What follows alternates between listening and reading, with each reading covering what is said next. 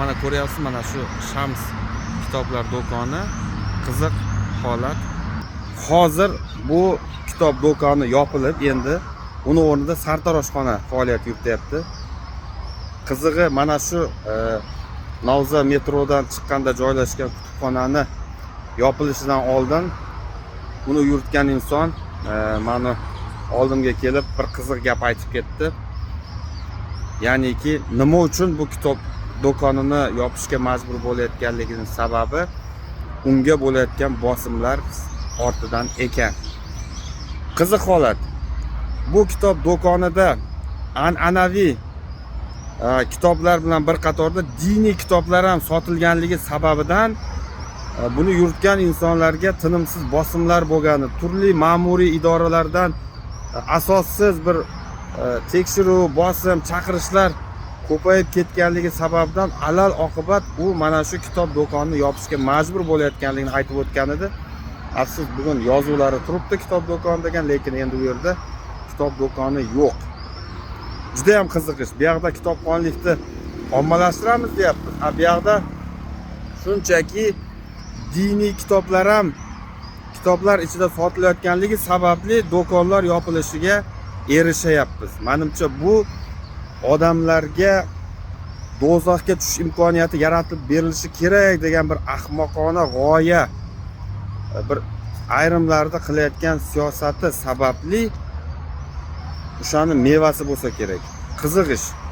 Katta mansabdor odamlar, davlat tomonidan muhim strategik katta ishlarga qo'yilgan odamlar bugun kimdir do'zaxga tushsin, kimdir jannatga tushsin degan ishlar bilan shug'ullanib, shunaqa g'oyalar ketidan quvib yurishi bu juda bir g'alati bor-ku. To'g'risi. Bundan ko'ra mana shu kuch, imkoniyat, salohiyatni qonun ustuvorligi, konstitutsiyani so'zsiz ishlashiga sarflashganida balki odamlar shundoq ham o'zlari tanlov qilib olishgan bo'lardi qayerga tushishi.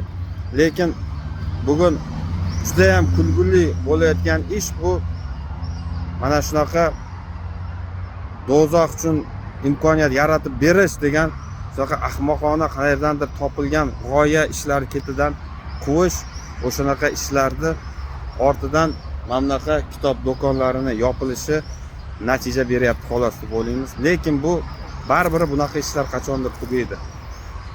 Va bizni xohishimiz asosiy e'tiborni bunaqa ishlarga, bunaqa diniy narsalarni ketidan quvishga emas, asosiy e'tiborni konstitutsiya, qonun ustuvorligini ta'minlashga qaratsa, hamma narsa o'zini joyiga tushgan bo'lardi. Odamlar o'zlari ixtiyoriy tanlab olishadi.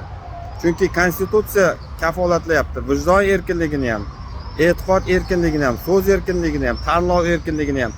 Agarki konstitutsiya ishlamasa, odamlarda shunchaki zamonaviy kitoblar bilan birga diniy kitoblarni ham sotish yoki sotib olmaslik imkoniyatini amalda ta'minlab bera olmasa, unaqa joyda rivojlanish bo'lmaydi. Unaqa joyda eng yomoni demokratik fuqarolik jamiyati qurilmaydi. Shuning uchun men mana shunaqa kulguli ideologiya, g'oyalar bilan yashayotgan insonlarni, shu jumladan davlat xizmatida ishlayotganlarni sog'lom fikrlashga, ozgina kitob o'qishga va shundan kelib chiqib o'zini kuch imkoniyatidan konstitutsiya ustuvorligini ta'minlashga sarflashlarini so'rab qolgan bo'lardim.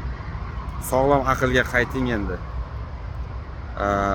Mamlakat kitob do'konlarini yoptirish, odamlarni ketidan diniy motiv ortidan quvib, ma'muriy idoralarda, huquq muhofaza qilish idoralarini har xil ahmoqona, kulguli ishlar qilishga sabab bo'lishdan to'xtashimiz kerak. Bu odamlarda davlatga, qonunga ishonchni tushirib yuboryapti.